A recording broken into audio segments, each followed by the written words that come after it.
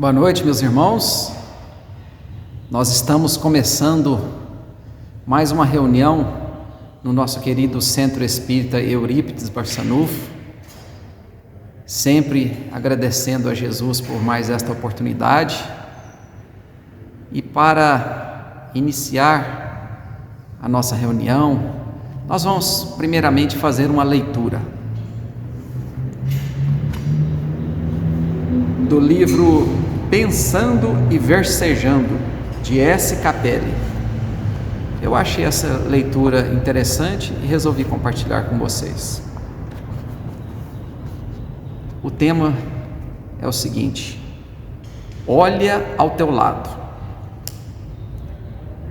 Quando o desalento empolga a tua mente, exasperando as dificuldades do presente, perturbando o teu pensar, quando a amargura torturar a tua alma, te levando a perder a fé e a calma, impedindo o viver e amar.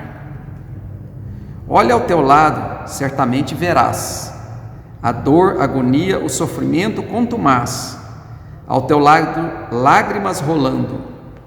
Verás que tens olhos para ver e decidir os rumos e os caminhos por onde ir, ao teu alvitre caminhar. Encontrarás irmãos sem pernas laborando, alguns famintos sem braços trabalhando, confiantes sem blasfemar. Olha um pouco mais à frente, encontrarás quem serve feliz alegremente, bondosos sem murmurar. Encontrarás a voz amiga que alenta, a mão solista, o seio que amamenta, o pão amigo se ofertar. Certamente ao teu lado verás caminhando o operário da palavra, aconselhando para esclarecer e elucidar. Se atento um pouco além, verás a natureza, esparzindo vida, amor e beleza, ensinando como viver. Verás a dádiva da luz e do calor do sol, o descanso da noite, o amanhecer, o arrebol. Verás a semente entumecer, perceberás a dádiva da gota de orvalho, a cânoro ave no farfalhar do galho, agradecendo, trinando notas de louvor.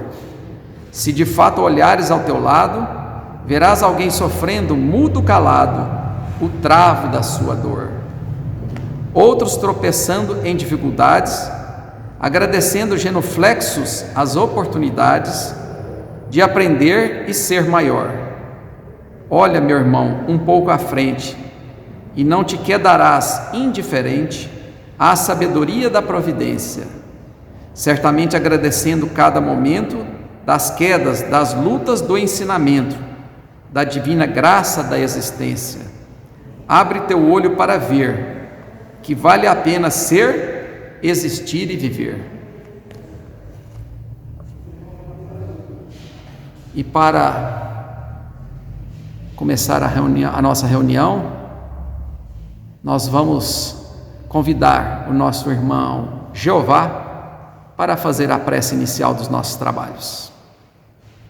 Esta noite, mais uma vez, estamos reunidos aqui no Centro Espírita Eurípides Barçanufo, a nossa reunião de todas as segundas-feiras. Então, que todos nós, neste momento, nos concentremos em nossas atividades de forma virtual para começarmos a nossa reunião. Neste sentido, pedimos a Jesus, nosso Mestre Maior, a Maria Santíssima, Mãe de Jesus e Mãe de todos nós, ao irmão Eurípides Barçanufo, mentor dessa casa,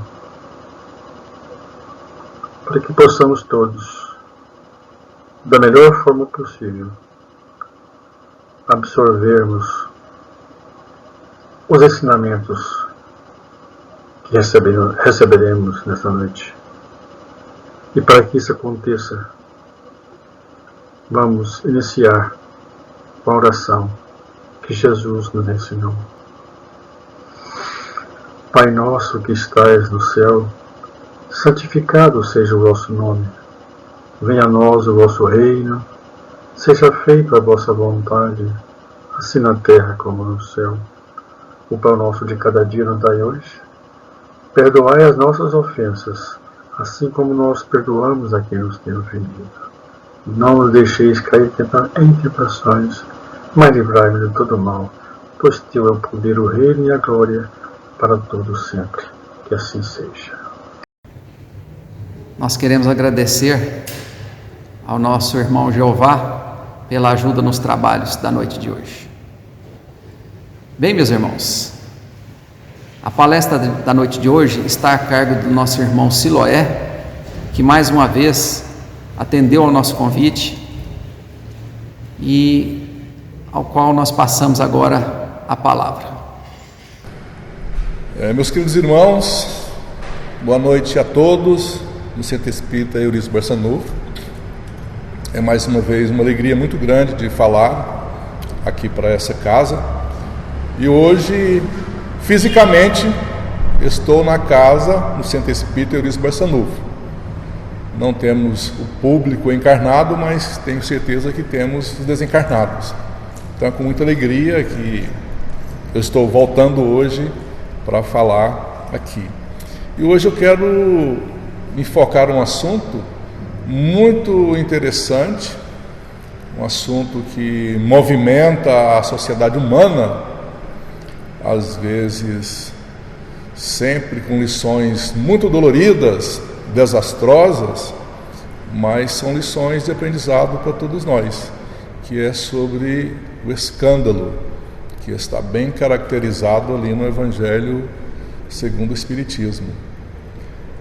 Nós, na nossa vida de relação com todas as pessoas, na casa espírita, no mundo, então surgem muitas oportunidades para todos nós, desafios, são verdadeiras lições que a gente começa recebendo dentro dos nossos lares, na nossa família, com os nossos pais, depois são lições pessoais nossas com a nossa família, com os nossos filhos e nesse interrelacionamento com a sociedade.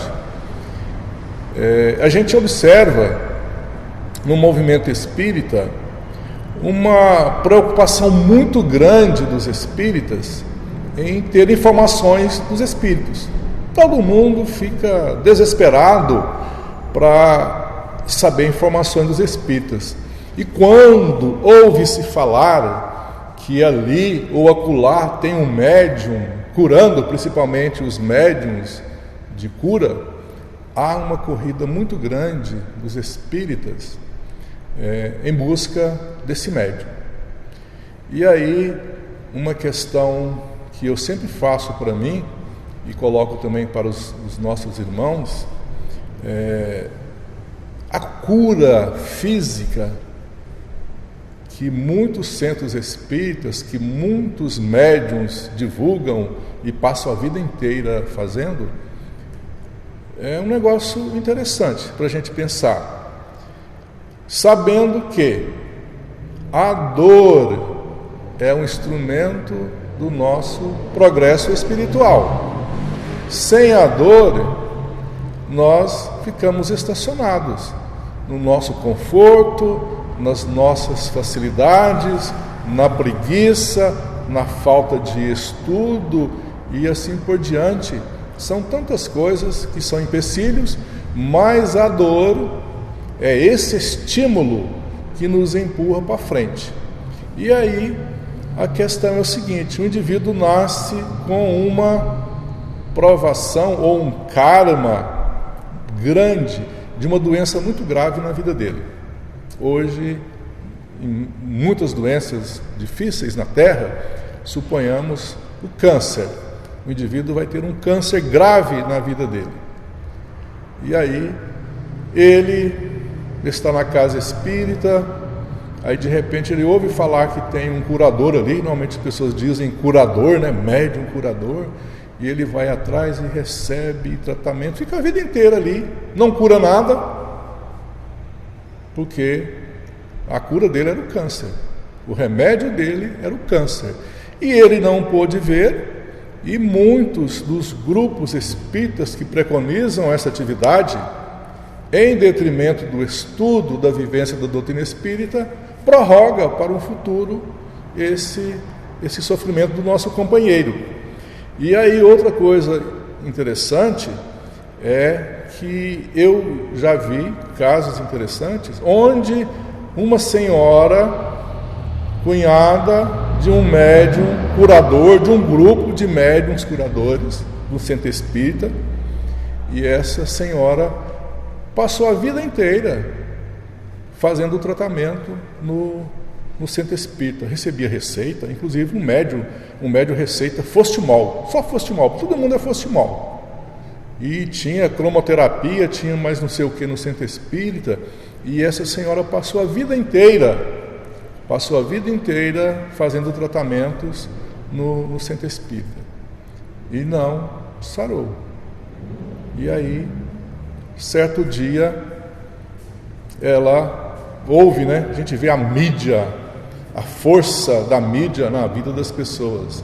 Ela viu um programa do senhor Valdomiro, evangélico, falando de curas, mostra curas maravilhosas. Ela simplesmente largou o centro espírita e tornou-se evangélica. E um fato interessante é que na semana que ela desencarnou, ela pediu uma reunião com toda a família reuniu, ela falou: eu preciso que vocês se comprometam comigo, que após a minha morte vocês vão fazer isso para mim. As pessoas pensaram: o que será que ela vai querer? E aí ela pediu que um parente fosse lá no quarto dela, abrisse a gaveta tal e pegasse um pacote. E assim fizeram. Aí entregaram para ela o pacote, ela abriu o pacote e falou: olha, esse aqui é o dízimo que eu pago para a igreja, e eu ficaria muito feliz em, morrendo, vocês continuassem pagando para mim o dízimo. E aí a gente fala o seguinte: o núcleo que ela participou tirou dessa senhora a oportunidade dela estudar a doutrina espírita, dela entender o mecanismo da doutrina espírita para a sua vida, para a sua terapia. E eles são responsáveis, todos são responsáveis, porque não deram para ela a oportunidade de estudar a doutrina espírita, criando essas curas, esses tratamentos miraculosos que simplesmente desviam os indivíduos do caminho correto. Então, para ela, o câncer era o medicamento, mas ela ficou com Fostimol, com não sei mais o que, e passou a vida inteira fazendo cromoterapia, mais isso e mais aquilo, e não curou. Esse é um caso, mas existem inúmeros. Mas sobre o escândalo, eu conheço muita gente que era frequentador assíduo do João de Deus ali na Abadiânia. Espíritas, muitos espíritas, inclusive dirigentes, líderes do movimento espírita no estado de Goiás e muitos do Brasil participavam ali assiduamente. Eu fui visitar um casal de amigos, numa cidade aqui próximo de Goiânia, por ocasião do escândalo do João da Abadiânia. E aí, quando eu cheguei no portão, que eu chamei na campainha, quando eles abriram a porta, me viram, antes de me cumprimentarem, gritaram: nossa, e agora o que vai ser da nossa doutrina espírita? Eu falei: nada, não vai ser nada.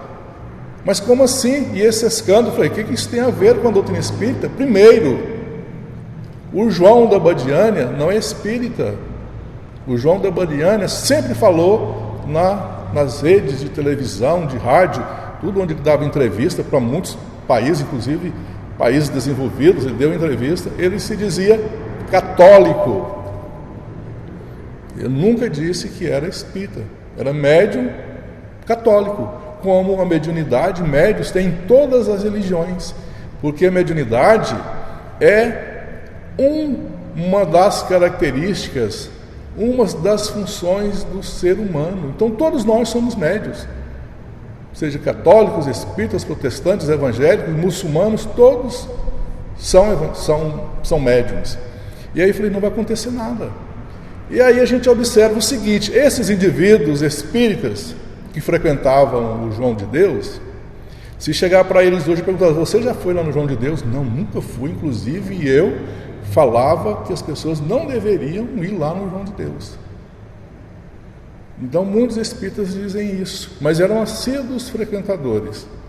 E aí, gente, então nós vivemos na sociedade onde tantos problemas acontecem, e como eu disse, que são lições que nós precisamos para evoluir.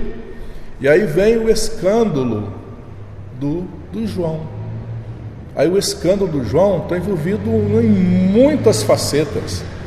Aí a preocupação com o dinheiro, a preocupação com o sexo, a preocupação com o poder na sociedade e muitas outras coisas que isso acarretou. E aí nós não estamos aqui condenando o João, porque não é nossa função, não temos nada disso, mas nós estamos utilizando um fato acontecido, real, que foi lição ou lições para muita gente aprender na vida. Então, enquanto o João estava praticando todos aqueles atos que a imprensa divulgou, era um santo. Ninguém questionava as atitudes do João, ninguém questionava a vida dele. Era um homem adorado. Mas no momento em que isso veio à tona, aí teve uma provocação grande na sociedade de repúdio, de ódio, de tantas outras coisas, onde as vítimas que nunca tiveram coragem de ir a público contar o que passaram, foram. E aí muitos de nós, espíritas, que esteve lá, deve estar pensando, gente, o que é que eu estou fazendo com o estudo da doutrina espírita?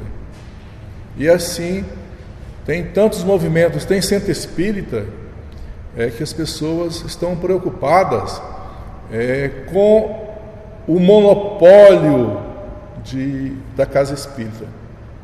Enquanto a doutrina espírita nos abre uma oportunidade muito grande de estudo e de trabalho, de renovação na sociedade, que nós temos por obrigação de fazer isso, muitas casas espíritas estão preocupadas em falar, olha, já cansei de ver médium falar, eu vi a reencarnação de fulano, de ciclano, disso, daquilo outro, não sei mais o que. Aí eu pergunto, gente, para que serve isso? Para que serve os espíritas verem reencarnação? E outro detalhe, o negócio é tão sério, se você chegar amanhã e falar para o médium, olha, você falou para mim, você viu a reencarnação de fulano a semana passada, ele fala, não, você que inventou isso, eu não falei. Quer dizer, então não há uma veracidade desses fatos. Conheço muitos médiuns que andavam falando em casa espírita, falando só de mediunidade, mas a mediunidade dele. Falava da mediunidade dele, que ele é médium disso, que ele é médium daquilo, que ele é isso, que ele é aquilo outro. E aí eu pergunto, gente, para que isso? Para que isso, se a doutrina espírita nos mostra um caminho diferente? É tão interessante esse fato da mediunidade, se nós consultarmos o Evangelho segundo o Espiritismo. A edição da FEB está lá entre a primeira, a quinta ou sexta página da introdução do Evangelho, nós vamos encontrar ali, entre a primeira e quinta página dessa introdução, uma nota de rodapé que o Kardec colocou a respeito dos médiuns. E aí está muito claro, é simplesmente um pequenino parágrafo de rodapé falando sobre os médiuns, que eles próprios, os médiuns que trabalharam na codificação da doutrina espírita, recusaram de que o nome deles fossem colocado em evidência, porque o trabalho não era deles. O trabalho que foi executado era dos espíritos. Eles simplesmente participaram como um instrumento passivo de auxílio do trabalho. Então, gente, olha que maravilha. E eu perguntei certa vez para alguns amigos, vocês sabem pelo menos o nome de 3 médiuns que participaram da codificação da doutrina espírita? Não sabiam. Mas quando se fala em cura, todo mundo sabe que um médium, lá não sei aonde, isso, aquilo, outro, ele conhece. Eu participei de um grupo de estudo da doutrina espírita nos anos 80, e aí nesse grupo tinha um senhor que ia esporadicamente, mas ele era diretor de uma instituição espírita, uma creche, e o centro espírita também. E ele era muito aficionado em curas. E certa vez ele saiu, falou depois, o fulano foi para uma região aqui do estado de Goiás, que na época ainda o estado de Goiás tinha a parte do Tocantins, o norte, então era um estado imenso. Ele foi atrás de um médium nessa região para um tratamento. E ali ele voltou e trouxe um frasco grande assim, um tipo desses frascos de azeitona, de vidro, e lá dentro tinha um pedaço grande assim de tecido, parte de carne conservada no álcool formol, não sei o que estava conservado ali. E ele dizia que ele foi nesse médium e ele fez uma cirurgia e retirou aquele negócio dele. E ele quis mostrar aquilo para as pessoas, guardou no vidro e trouxe. Eu, inclusive, vi o material. E aí, por solicitação do nosso diretor da instituição, eu trabalhava em laboratório, aí pegamos esse material e levamos para poder fazer uma análise do material. E foi feita a análise patológica desse material, desse tecido. E aí, o tecido simplesmente era tripas de galinha. Era tripas de galinha. Então, o sujeito era um mentiroso, era um embusteiro que utilizava desse tipo de coisas para tirar dinheiro dos outros.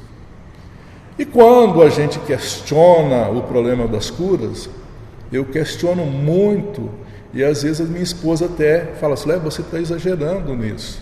Eu falo, gente, não estou exagerando, porque o Kardec falou muito claro para a gente, está lá nos livros espíritas, muito claro, que é muito melhor que a gente rejeite 1000 verdades do que aceitar uma mentira. E aí esse tipo de coisa cresce porque as pessoas não fazem raciocínios lógicos, frios a respeito. E a doutrina espírita, gente, é a doutrina da razão, é a doutrina do bom senso. Porque foi o médium que falou, foi o espírito que falou, eu sou obrigado a acreditar. Não, gente, se foge da razão, se foge do bom senso, eu não acredito. Eu não acredito. Eu, participando de reunião mediúnica, eu ouvi no grupo que eu participei, determinado espírito chegou e anunciou o casamento do filho da médium. E se dizia Bezerra de Menezes. A minha esposa ficou indignada com a história e levou para o diretor da reunião para a gente conversar depois. Ela queria colocar tudo em pratos claros lá, né, na reunião. Eu falei, não, vamos conversar com o diretor, vamos passar para ele. E aí marcamos a reunião, nós 3. Ela falou, eu fiquei indignada com essa história de que o Bezerra de Menezes veio e anunciou o casamento do filho da médium. Aí ele ouviu, tal, no final da conversa ele falou assim, se não foi o Bezerra de Menezes, foi um do grupo dele. A minha esposa ficou por satisfeita com a resposta, eu não, mas me calei, porque não queria desacordos e nem desavenças na instituição. Mas o Bezerra de Menezes foi sim, foi o Bezerra de Menezes, mas o Bezerra de Menezes, não.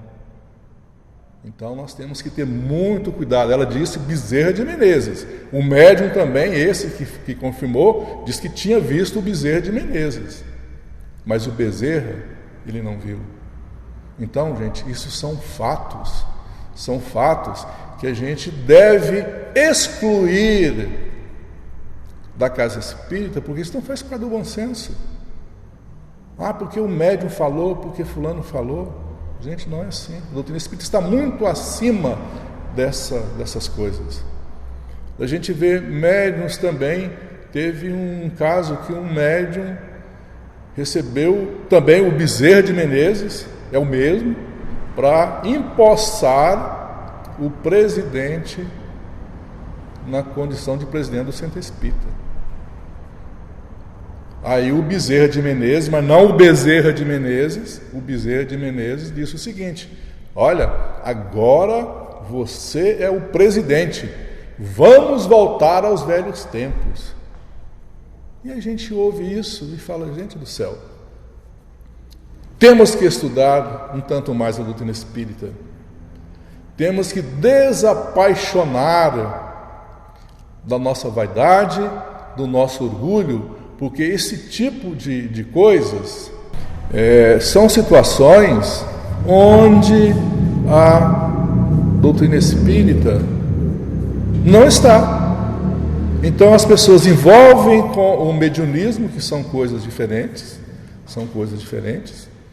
e aí se deixa levar por missionários, por mentores que estão dentro das casas espíritas, e aí pode ser colocado como fatores de empecilho ao desenvolvimento da doutrina espírita.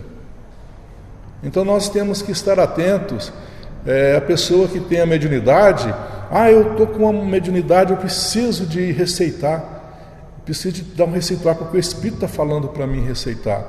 Não, meu irmão, vamos estudar. Vamos com calma, vamos estudar, vamos participar do grupo e deixa as coisas acontecerem normalmente. Vamos estudar. De repente, esse nosso irmão que é chamado a estudar, e se ele está com boa vontade, com boa intenção, ele começa a estudar, ele começa a compreender as coisas e vai se afastando lentamente. Eu participei num grupo, e que nesse grupo, certo dia, nós estávamos estudando, chegou uma senhora na porta do centro, o nosso grupo sentado lá na mesa, aí essa senhora chegou com o marido, né? Ela ficou no carro, e o marido chegou na porta, aqui tem trabalho? Tem, nós estamos estudando, vem estudar com a gente. Não, mas o que vocês fazem aqui? Não, nós estamos estudando. Tem mentor aqui? Eu falei, tem Jesus. Não, mas porque a gente queria participar. Eu falei, então vem estudar com a gente. Mas vocês têm cura? Não temos essa atividade aqui. Ele voltou, eu falei, nós temos sim cura. Nós temos o passe, não a cura como as pessoas estão pensando, imaginam.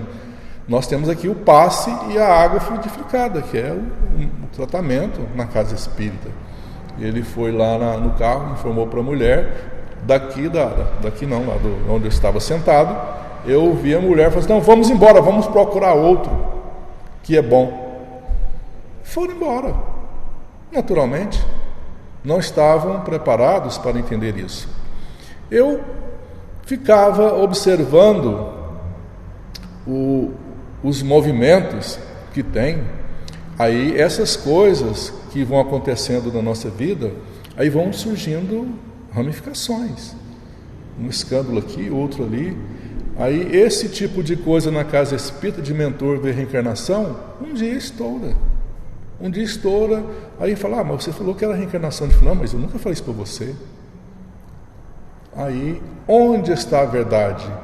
Não tem a verdade, é um médium vaidoso, é o espírito que manifesta lá, é presunçoso, é atrasado.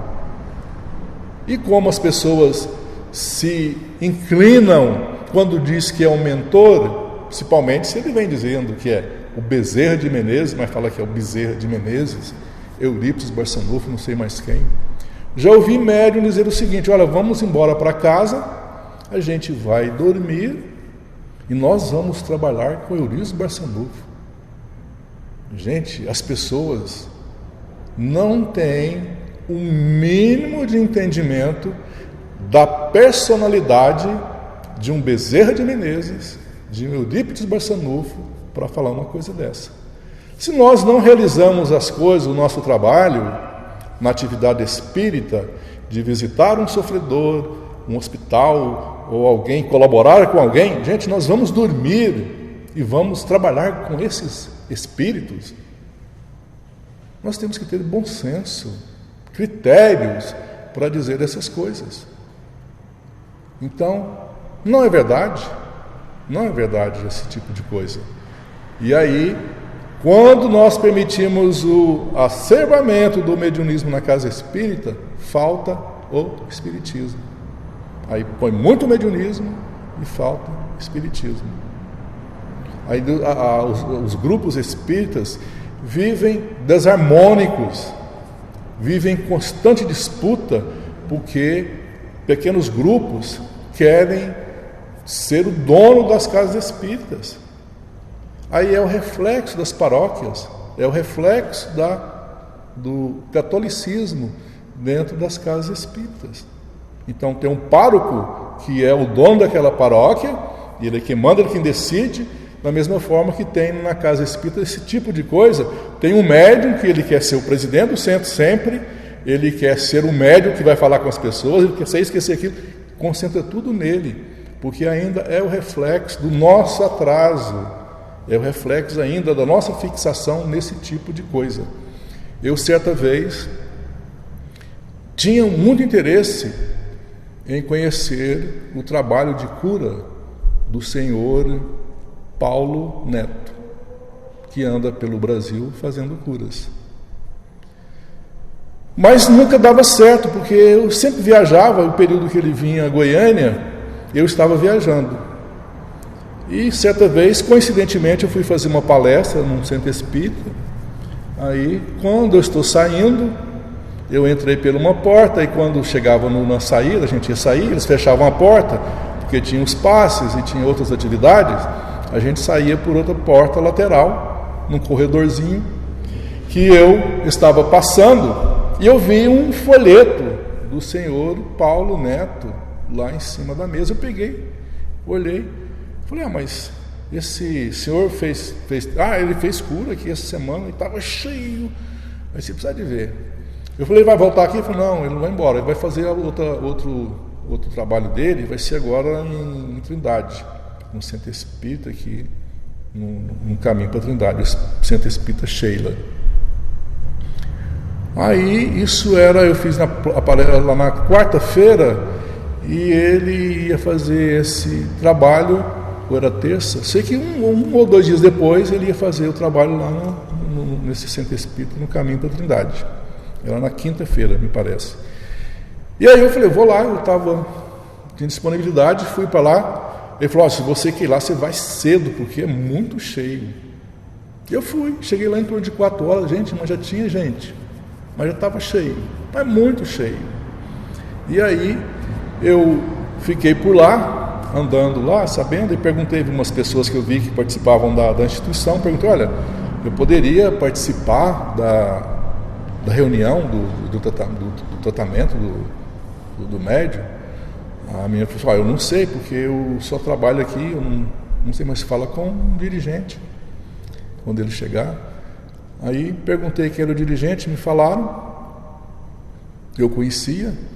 Aí quando ele chegou, eu falei com ele, olha, eu queria participar. Ele falou, olha, se você quiser participar, eu não tenho nenhum empecilho, mas você tem que falar com o coordenador do grupo, porque tem um coordenador nesse grupo, uma senhora, me fugiu o nome agora, mas eu declinaria, sem problema.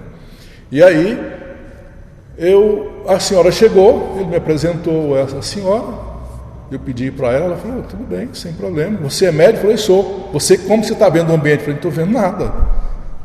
Eu sou médium, estou exercitando a psicografia e não estou vendo nada.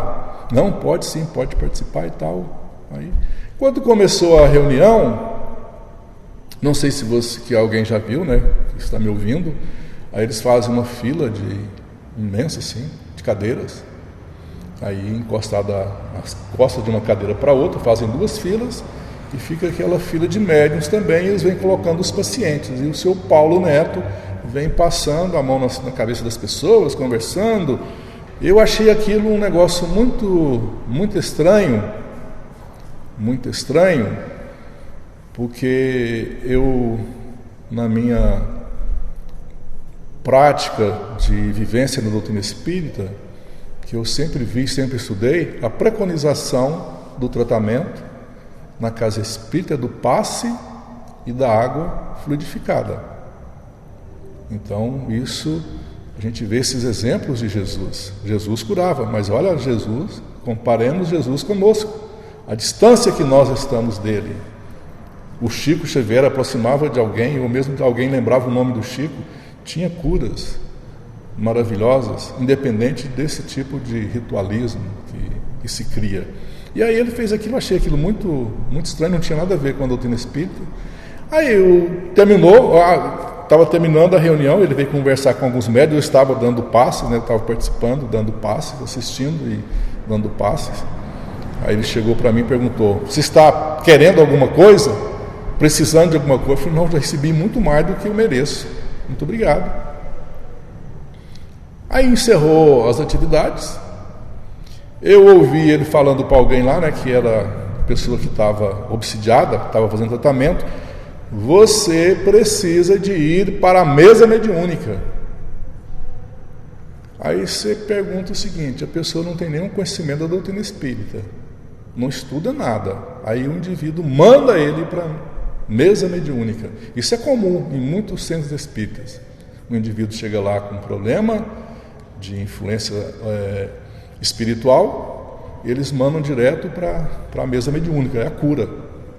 E aí eu sempre pergunto para as pessoas: você manda o indivíduo para a mesa mediúnica, ele não conhece nada. É a mesma coisa de você pegar uma criança ou um adulto mesmo que não sabe dirigir e dar a chave do carro para ele, ou de um caminhão, e falar: dirige.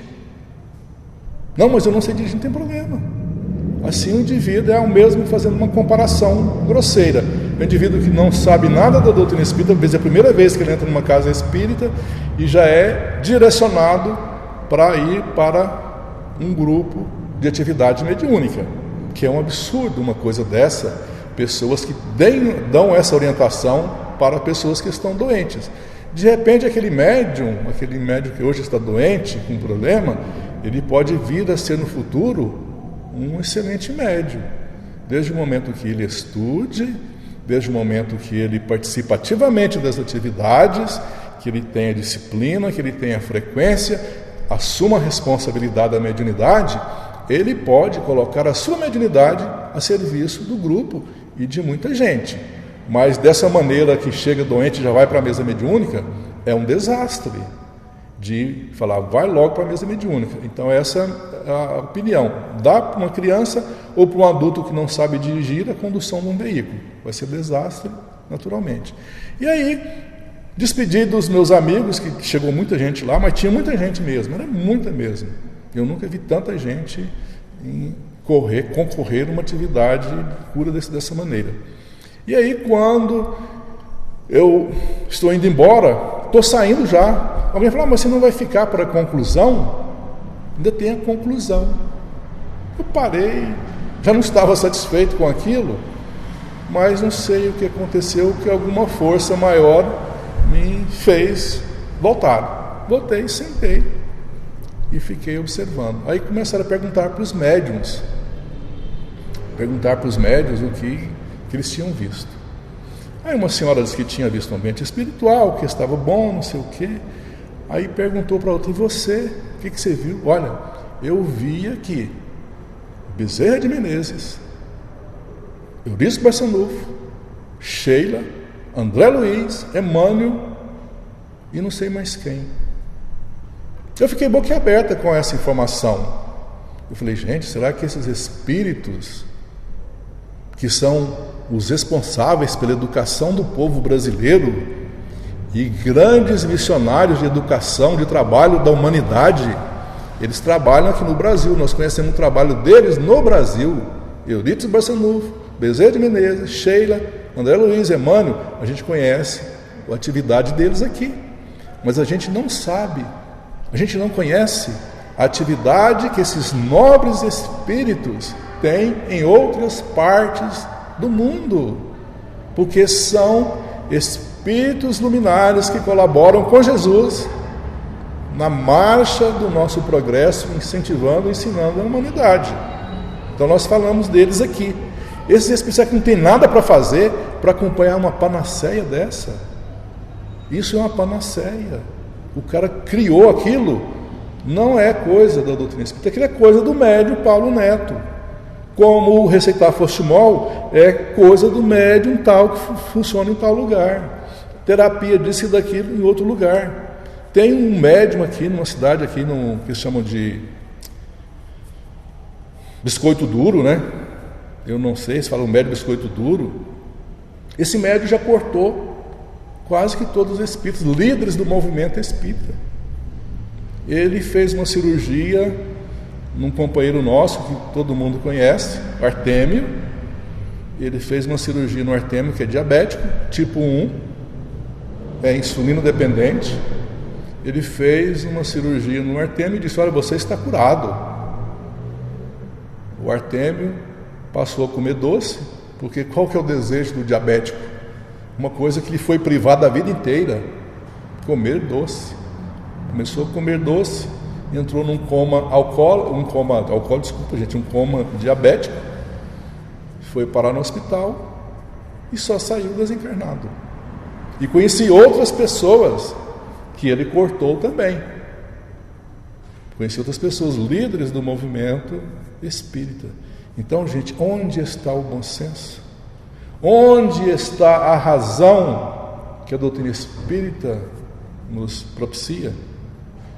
Esses dias para trás, um companheiro me disse que tem gente que come pomada vovô Pedro no pão porque foi indicado para ele. E aí a gente fica preocupado, e aí vão acontecer escândalos futuros ou muito próximos, mas isso não vai afetar a doutrina espírita, porque isso não é da doutrina espírita, isso não é do espiritismo, isso é de um ou dois ou de um grupo de médiuns que estão afeitos a esse tipo de coisa. É o seu personalismo que impera, é o seu impersonalismo que manda, e aí vão acontecer essas coisas. Então ainda virão muitos escândalos. Nós estamos passando momentos delicados na vida. Olha a pandemia, quantas lições a pandemia nos ofereceu. Será que nós estamos tirando proveito da pandemia? De saber que todos somos irmãos, que todos temos que nos entrelaçar as mãos e fazer o melhor que a gente pode para o nosso semelhante? Estamos vendo problemas de governos, de políticos, tantos escândalos. Isso parece natural, está parecendo natural. Aí um político faz escândalo, a gente vê aquele monte de gente defendendo, batendo palmas, corre atrás, espíritas defendendo bandeiras partidárias como salvadores da pátria. Gente, nós temos que buscar Jesus para as nossas vidas. E nós temos Jesus vivo na doutrina espírita, nos convocando todos os dias para melhorar. O que importa para a gente é nós mudarmos moralmente, é nos tornarmos bons, porque o momento que nós nos tornamos bons, nós mudamos o panorama da sociedade na Terra. Mas enquanto nós espíritas estivermos correndo atrás de médium tal, de fulano de tal, nós estamos sendo obstáculos, nós estamos sendo pedras que está barrando a estrada da marcha da doutrina espírita. Então que nós não sejamos esse tipo de elementos, que a gente seja, dentro da nossa capacidade de trabalho, de execução das tarefas, a gente faça o que nós temos capacidade e abstrairmos dessas coisas que se parecem grande no mundo, mas que na verdade não contribuem com nada, atrapalham. Então roguemos a Jesus que Ele nos abençoe, que Ele nos proteja, e uma vez mais, gente, estudemos a doutrina espírita com carinho, com dedicação e façamos com que ela entre nas nossas vidas e que a gente consiga auxiliar os nossos semelhantes baseados nos princípios de moral, de amor que ela nos dá. Que Jesus nos abençoe. Nossos agradecimentos ao nosso querido amigo e irmão Siloé pelos ensinamentos da noite de hoje. Agora, meus irmãos, nós estamos passando para a segunda parte dos nossos trabalhos, que é o trabalho do passe e da fluidificação das águas. E para tanto nós contamos com a colaboração do nosso querido irmão Romildo, ao qual nós passamos nesse instante a palavra. É dado a mim a fazer a oração dos passes.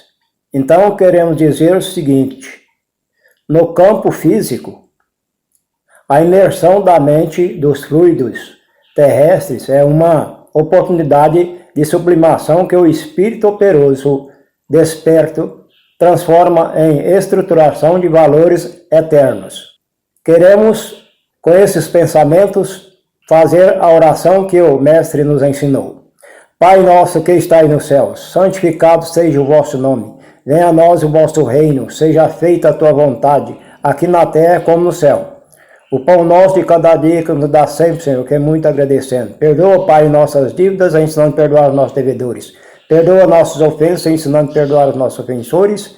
E não os deixeis cair em tentação. E livre-nos de todo mal. Nós, através da oração, firmamos. Diretamente e fielmente vivemos. Para combater o mal, através do pensamento do bem. E assim, foi por isso que Jesus nos deixou essa grandiosa prece, essa oração amorosa para todos nós. Nesse instante foi transmitido os passes a distâncias coletivos para todos que sofrem, encarnados como desencarnados. Nesse instante, agora vamos mudar para a fluidificação das águas, aonde todos possam receber a água fluidificada ou magnetizada. Em nome de Jesus, em nome dos protetores espirituais, que sempre juntos estamos trabalhando. Que eles possam manipular nos laboratórios espirituais, junto aos médicos do mundo espiritual, junto ao nosso Mestre Jesus, médico dos médicos, onde buscamos esses tratamentos como lenitivo às nossas dores, para fazer melhorar, para fazer as nossas ações em condições mais tranquilas, mais consciente, mais paciente, em favor das criaturas que sofrem. Por isso é que recebemos do mundo dos espíritos os remédios necessários para a nossa vida, aqueles que merecem e aqueles que esperam por merecer, mas tentando da nossa parte sempre resolver os nossos problemas íntimos, é a transformação moral em nossa alma, em nosso espírito, para viver melhor um para com os outros. E assim, agradecendo a Jesus, agradecendo os bons espíritos que nos colaborou, mais uma vez nós encerramos. Que assim seja. Nosso muito obrigado ao nosso irmão Romildo por esse importantíssimo trabalho, que é o trabalho do passe. Muito obrigado, meu irmão. Bem, meus irmãos, nós estamos chegando ao final dos nossos trabalhos da noite de hoje, agradecendo sempre a Jesus, a espiritualidade maior, que sempre está presente nas nossas reuniões. E antes de encerrar, nós queremos fazer um convite para todos os irmãos, que nós estamos, no nosso centro começou, através da ideia de alguns irmãos, o trabalho da sopa, de confeccionar uma sopa para levar para aquelas pessoas em situação de rua. E esse trabalho é feito às quartas-feiras, começa a partir das 2 horas da tarde e mais ou menos em 6h30 da noite, eles vão para fazer a distribuição nas ruas. Então nós estamos convidando a todos os irmãos que quiserem participar. Esta é uma oportunidade bendita de trabalho. E para encerrar a nossa reunião, nós queremos convidar a nossa irmã Elaine para fazer a prece final dos nossos trabalhos. Uma boa noite a todos, uma boa semana, na paz de Jesus. Olá, uma boa noite para todos que nos assistem. Hoje, para finalizar a nossa reunião da noite, eu vou estar fazendo a leitura da prece de Caritas. Eu peço aos irmãos que mentalize, internalize as palavras, fazendo dessa prece uma meditação. Deus, nosso Pai, que sois todo poder e bondade, dai a força àquele que passa pela provação, dai a luz àquele que procura a verdade. Ponde no coração do homem a compaixão e a caridade. Deus, dai ao viajor a estrela guia, ao aflito a consolação, ao doente o repouso. Pai, dai ao culpado o arrependimento, ao espírito a verdade, à criança o guia e ao órfão o Pai. Senhor, que a vossa bondade se estenda sobre tudo o que criastes. Piedade, Senhor, para aquele que vos não conhece, e esperança para aquele que sofre. Que a vossa bondade permita aos Espíritos Consoladores derramarem por toda parte a paz, a esperança e a fé. Deus, um raio, uma faísca do vosso amor pode abrasar a terra, deixar-nos beber nas fontes dessa bondade fecunda e infinita, e todas as lágrimas secarão, todas as dores se acalmarão, e um só coração, um só pensamento subirá até vós, como um grito de reconhecimento e de amor. Como Moisés sobre a montanha, nós vos esperamos com os braços abertos. Ó poder, ó bondade, ó beleza, ó perfeição, e queremos de alguma sorte merecer a vossa divina misericórdia. Deus, dai-nos a força para ajudar o progresso, a fim de subirmos até vós. Dai-nos a caridade pura, dai-nos a fé e a razão. Dai-nos a simplicidade que fará de nossas almas o espelho, onde se refletirá a vossa divina e santa imagem. Que assim seja, que todos possam ter uma semana abençoada.